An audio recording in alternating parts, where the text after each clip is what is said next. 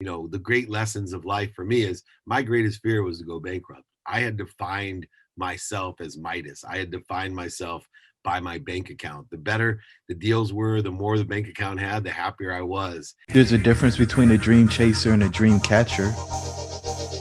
Thanks all for tuning in to Dreamcatchers, where we make things happen. Dreamcatchers was formally launched to unlock the hidden potential in successful, self-motivated individuals who desire to take their life's work to the next level but need support to evolve. We are a collective group of professionals with various backgrounds that use our talents to assist those individuals in realizing their wildest dreams by providing education, inspiration, and direction. This podcast is where we share the lessons we've learned along the way to catching our dreams and give you some context around the how and the why to each approach to put you further ahead on the journey to catching your dream. Are you ready?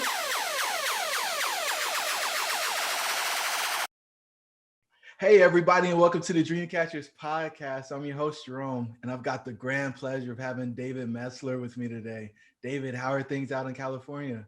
Oh, they're amazing. I was just commenting to my PR person, with the football season being in disarray and it being 72 and sunny, it doesn't feel like it's December. So I got a little confused that we're at the end of the year, but it's absolutely gorgeous and everybody's happy and healthy out here.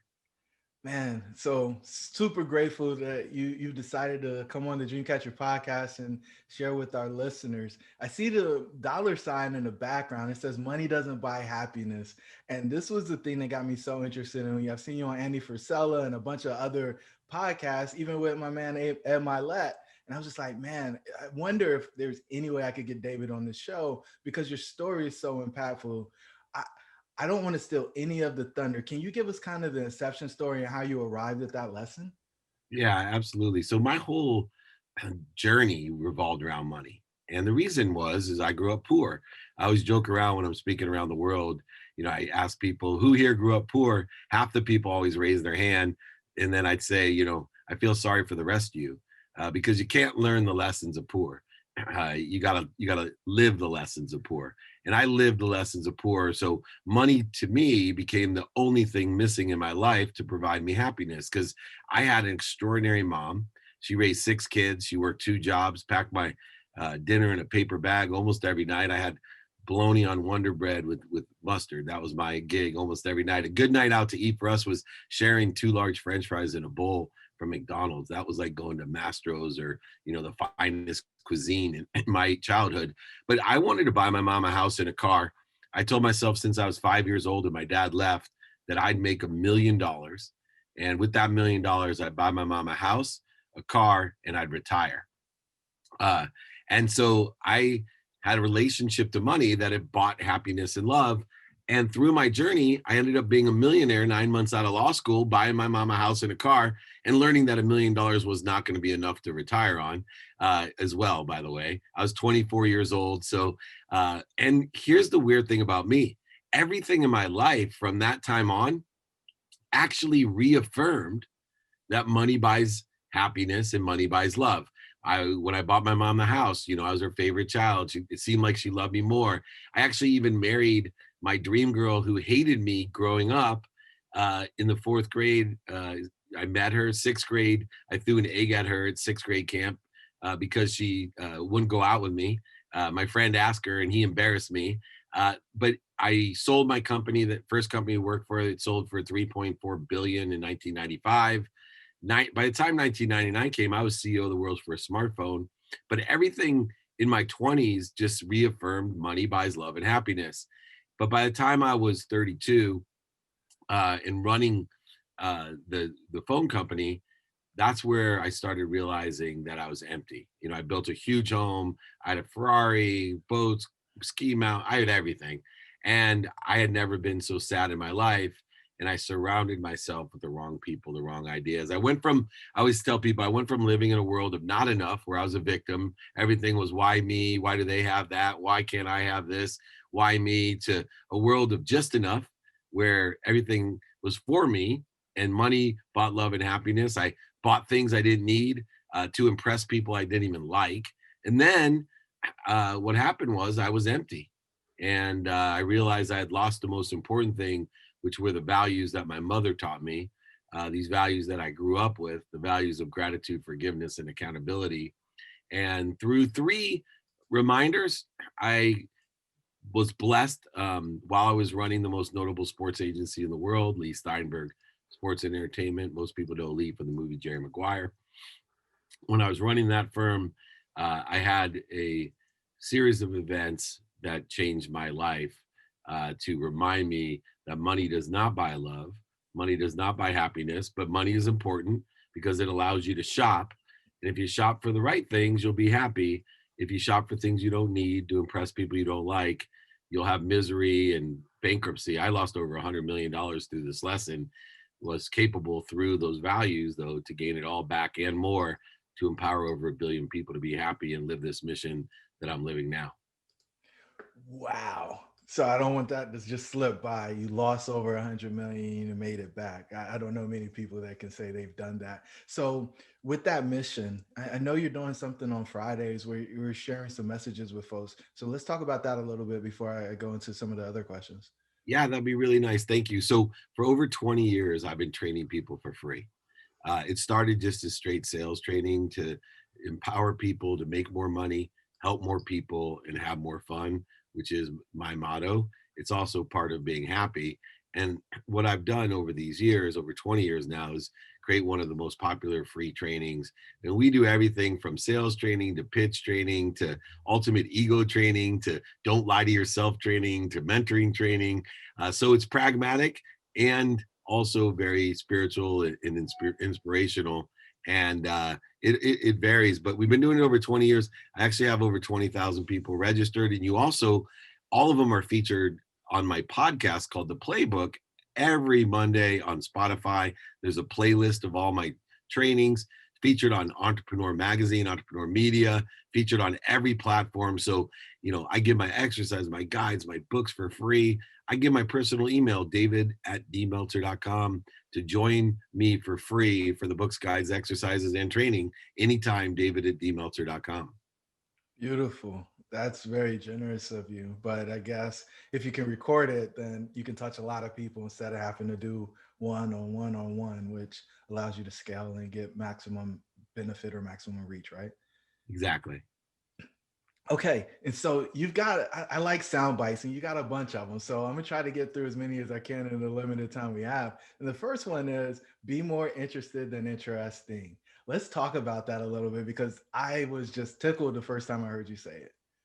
That changed my life. I went in to be a doctor. My mom had a saying, doctor, lawyer, or failure. So when I realized I couldn't be a professional football player, which I realized, by the way, when Christian Okoye ran me over in college, and I laid on my back and I'm like, doctor, lawyer, or failure. So I thought I'd be a doctor. I was 18 years old, pre-med. I visited my oldest brother who was a doctor. And I told him, as I met him, I'm like, dude, I hate hospitals. He's like, what are you talking about? You're pre-med. You hate hospitals. I go, I'm going to be a sports doctor. I'll be on sidelines and locker rooms. I'm not going to be on hospitals. And he looked at me and he gave me that line. And it's just a special line because it changes my life every day because I'm constantly trying to be more interested than interesting. And even furthermore, my oldest brother has passed away. So it just reminds me of him as well. And it reminds me that nobody is separate, that we're all connected, that one branch would not go to war against another branch. And we need to be more interested and find out what makes people tick. With the way that I put it, and you'll get this, especially with, what the social unrest that we're going through, it's a really simple thing. If you believe in being more interested than interesting, then what you realize is that we need to search for how we're the same and appreciate how we're different. It's that simple. All of the social unrest can be solved if you're more interested than interesting. In other words, seek how we're the same and appreciate how we're different when you seek how we're the same. Got it. Got it. So that commonality is what allows us to get things done, right? Yeah. It's the thing that moves us forward. And the division, and before I go there, I think we're more alike than we are different, regardless of Yeah. our background, regardless of anything. We're more alike than different. And so it's not really hard to find something that's the same and then move from that common place to wherever we want to go. You agree? Exactly. Yeah. And appreciate it, right? Find the light, the love, and the lessons and appreciation, add value to the differences. Beautiful. So every wealthy person I talk to says something along the lines of like, I don't believe in work, right? And you said it, and then there's some more to it, which I think is super important. So I'll let you finish the rest of the sentence Yeah. because people will be like, what are you talking about? I Yeah, don't believe in exactly. work. Well, first of all, I don't believe in work. I believe in activity. I believe that everyone has 24 hours of activity, and there's activity you get paid for and activity you don't get paid for. And, the word work has connotations of difficulty, challenges, etc., which means you haven't learned the greatest lesson that I have, which is the same percentage of your life, Jerome, sucks as much as mine. I've been around every celebrity, athlete, entertainer, millionaire, billionaire, and entrepreneur, and all of them have one thing in common: a certain percentage of their life sucks. The difference is the highly successful ones, the compassionate ones, the purposeful ones, the profitable ones have learned to love what they do. They've learned to love their activity. They've learned to find the light, the love, and the lessons in the suck. And so for me, I believe work would be a perception. There's only activity. I try to maximize the activity I get paid for. I tell a story to prove this. I wanted to play second base for the Padres, and I went. My old business partner owned the San Diego Padres, so I went to him and I said, "Hey, look, I'll give you $2 million if you let me play second base. Not only will you make $2 million, but you'll save $2 million." Because you're paying that kid $2 million to play second base. And I can guarantee you one thing: you're going to end up in the same place that you did last year, which was last place. So, what's the difference? Why not save the $4 million and we'll get some PR, and I'll get to go ahead and have activity that I paid for, right? Activity I paid for that guy called work. You're a deal maker, man. There's no question about it. Will you tell the listeners about the deal you made with the watches? Because I thought that was just phenomenal and just ingenious. Yeah, so after I lost everything, I took a step back and I said, how do people really make money, right? Like, I wasn't worried about making money. I made $1 million 9 months out of law school, knowing nobody, knowing nothing, and having $100,000 of law loans. So to come out of bankruptcy with all the knowledge I had and all the relationships, I'd always been kind to people. I was just stupid with my money. I gave it away to the wrong people, trusted the wrong people, didn't vet people. I always trust everybody, then I vet. That's my new rule. But, for me, I looked at things, I said, how people really make money is they buy low and they sell high. And because of the internet, you can actually not only buy low, but you can predetermine what the thing's worth and how quickly it'll sell because of all the different sales platforms out there. So I was going around to all the richest people that I had met in my career saying, dude, what do you need? What do you need? What do you need? Somebody needed, millions of dollars of watches. And I'll just use round numbers. They said, I got $10 million to buy these watches. I said, oh, I know the CEO of that company. Let me go ahead and see if I can buy those watches. And I went to him and he said, well, how much do you want to pay? I said, 8 million.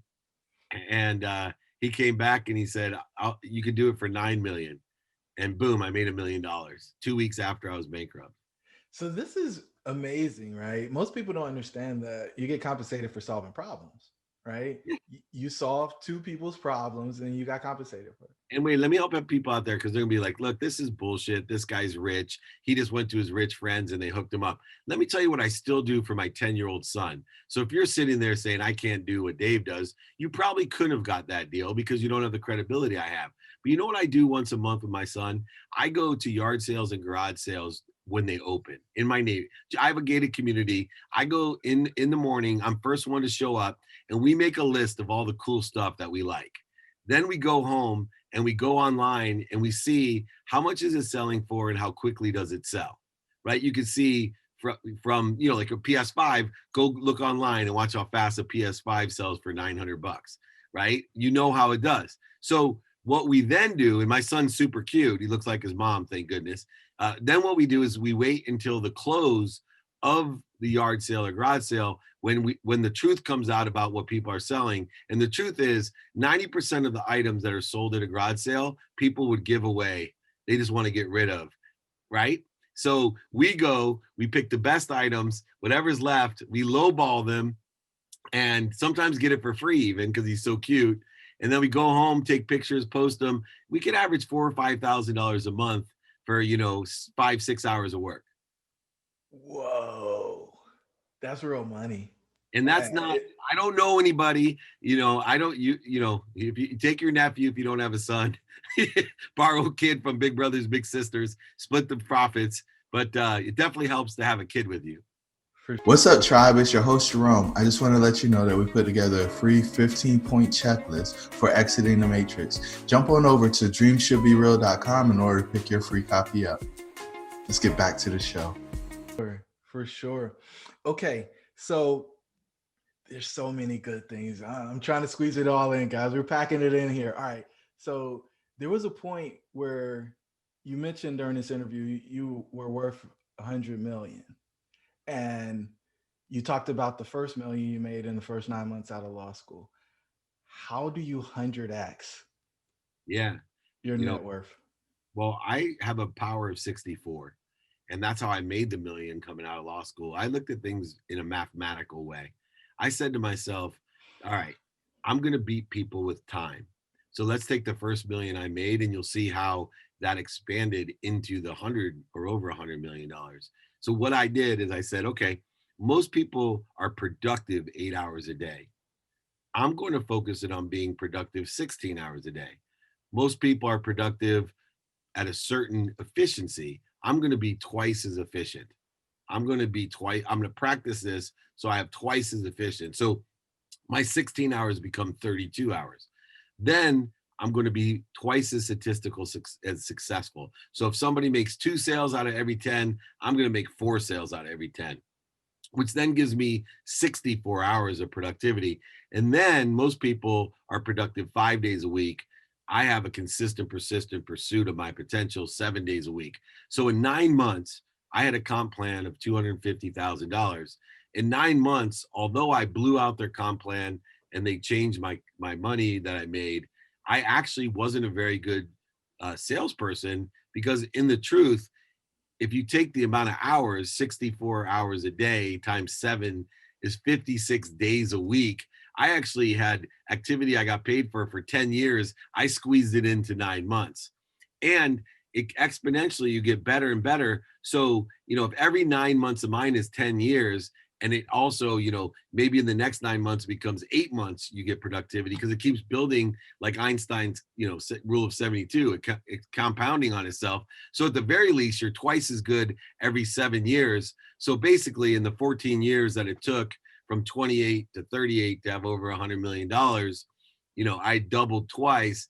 But think about the hours of productivity that I put in. So all the lessons that were included, all the relationships that you build, all the different knowledge that you acquire, the skills that you acquire, all those things accumulate. And I joke around, it may have sounded like a lot, but I probably lived so many lifetimes that when I died, God's going to come out and give a big celebration, because I'll be the oldest person ever to live.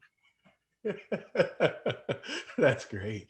So was there sacrifice that had to be made in order to investment, my brother? Don't say sacrifice, people. If you have faith in what walks with you, I don't see mountains in front of me. I see I'm walking with the person who made the mountain. Why am I worried about the mountain in front of me? I have so much faith that I invest in myself, right? There's no sacrifice. I don't make up that's a victim mentality, a to me story. I sleep in the car. I had to study in law school, I had to take out loans. I hear it from every entitled kid in the world still today. And I'm like, good. Then you're somebody that's making an investment in themselves. If you're not going to invest in yourself, who the hell's going to invest in you, dummy? Like, seriously. And I used to tell myself that all the time. When I graduated, I wanted to pay off my law loan so bad, because my uncle had co-signed them for me, and he was going to be responsible if I couldn't. And it was a lot of pressure. I got $25 a day per diem from my company, because I traveled a lot. And I would save that and eat peanut butter and jelly, right? Because I was used to eating dinner in a paper bag. So I would save $175 a week. And my mom and everyone, why are you sacrificing? You don't have to, you make so much money. Why are you sacrificing? Why don't you buy? I'm not sacrificing. I know I'm investing in myself, and I believe in compound interest. And there's nothing I'd rather bet on or invest in than myself, because if you're not going to invest in yourself, what are you ever going to invest in? Got it. And so the place I was trying to go there was Sorry, I interrupted, but I had to get no, it out. no, no, it's fine. Because I think that's an important lesson and one that I haven't heard you share to date yet. I haven't heard you go down that path. So that's awesome.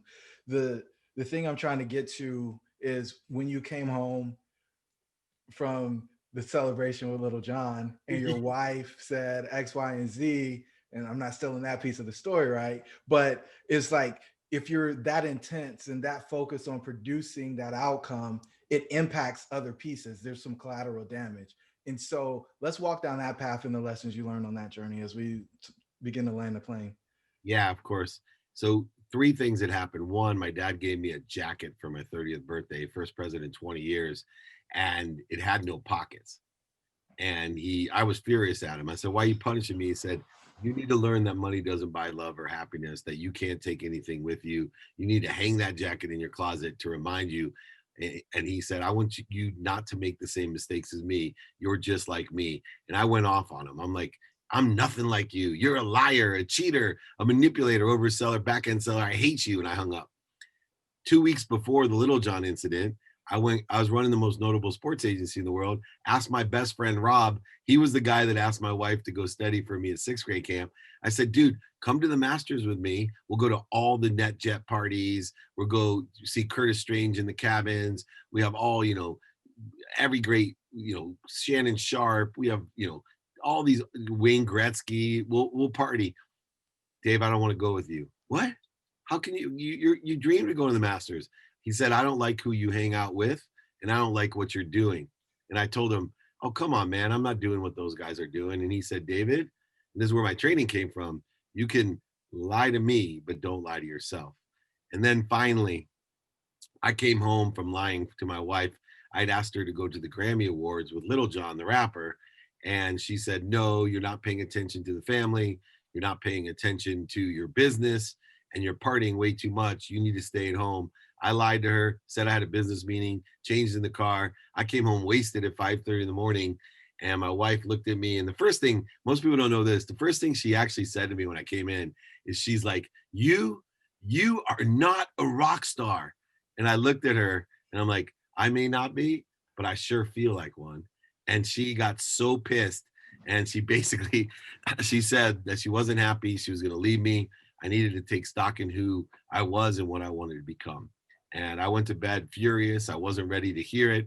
I told her to F off. "How dare you say these things to me? I've done everything for you. Look around you. I got a Ferrari, a Porsche, a nanny living in there. What are you talking about?" I wake up in the morning even more upset, ready to call my lawyer because I'm going to take her happiness, her money.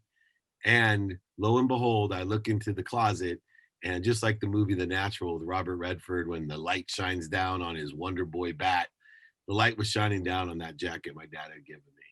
And I realized at that moment that I'm the liar, right? I'm the cheater. I'm the overseller, the back end seller. I hate myself. I don't hate my wife. I don't hate my best friend Rob. I don't hate my dad. I hate myself. And so I took a serious deep dive into an introspective inventory and found those values that my mom taught me and started living the last 15 years with gratitude that gives me perspective, forgiveness, which gives me peace and certainty, accountability, which gives me control, which allows me to separate motivation from inspiration, but connect to everything and allow me to live my mission of empowering over 1 billion people to be happy, to do these free trainings, to give my books, guides, exercises for free. And that's where it all stems from. Those three things changed my life and my perspective, and now have affected so many other people as well. Whoa. That'll suck the air out the room. Good stuff. Yeah, it's amazing. So we're coming close to the top of the conversation, and there's a couple of things I want to pull out, just kind of rapid fire, if Yep. you'll Yeah. indulge me a little bit. And the first thing I want to do is ask. So I've heard you say on a couple of occasions that I didn't feel worthy for the things that I had. Was that all in the same 2 week period, or did that happen before when things started to unravel? I think always, right? From feeling less than, not enough, in a world of not enough, and then lying to myself in the world of for me. I never felt worthy until I became grateful, forgiving, and accountable for who I was, and illuminating all the strength that I had, but as well as the weaknesses that I had. And, the great lessons of life for me is my greatest fear was to go bankrupt. I had defined myself as Midas. I had defined myself by my bank account. The better the deals were, the more the bank account had, the happier I was. And my biggest fear was to go bankrupt, to have zero in the bank and zero assets. And I did that. And I learned the greatest lesson of unconditional love, and to remove my judgments and conditions, that I would no longer define myself by my bank account. I would define myself of what I allowed to come through me. So receiving change, that used to be I give to receive, which was a trade or a negotiation, just like everything else in my life. Like you said, Dave Meltzer is a deal maker. I was dealing in humanitarian philanthropy. Now I receive so I can give. I know that I came from nowhere. I'm now here. I'll end up nowhere. I have a jacket with no pockets for a reason, because my purpose in life is to allow everything to come through me in a world of more than enough, not just enough or not enough, but to come through me. I'm here to give my life away. And the more that I have to give, the more I can give away. Whoa.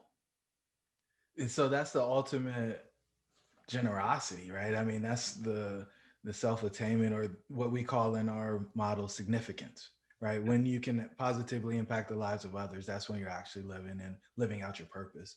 And so I heard you say I have an unconscious competency to attract money one time. Yeah. What does that mean? So I think people don't pay attention to what they're born with.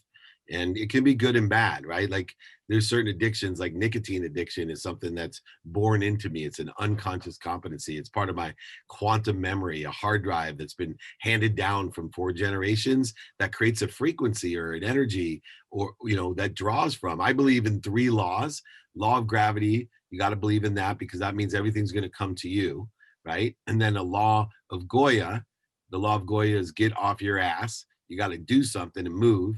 And then you have the law of attraction. Well, the law of attraction comes from a beacon of your unconscious competency, which is an aggregate of your characteristics, your personality traits, your obsessions and addictions.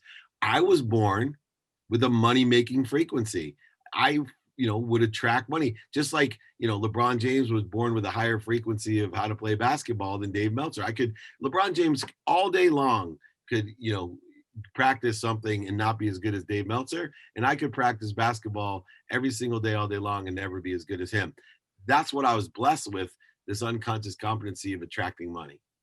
Beautiful. And so the last question, just to wrap it up, and I just want to tell you again, thank you so much for sharing with our listeners today, is what's the one thing you want our listeners to take away from our conversation? Oh, my favorite, my friend, my greatest lesson. People ask me what I would tell my, 12, 22, 32, 42, or 52-year-old self today. Be kind to your future self. Do good deeds. So many people today, anxious, frustrated, angry, suicidal. All you got to do is do a good deed. It'll heal it so quickly. And if you can't find someone, go pick up trash, go clean up something, go help put something away, whatever it is. Be kind to your future self and do good deeds. And I promise all things will come to you rapidly and accurately. Wow. So giving is the cure for everything, all suffering. David, this was phenomenal. I really appreciate the opportunity to share with you. And to our listeners, your dreams should be real. Until the next time, we'll talk soon. Thank you for joining the tribe today. We would love to hear from you. Please don't forget to rate, like, and share. Perhaps someone you know could benefit from what we've discussed.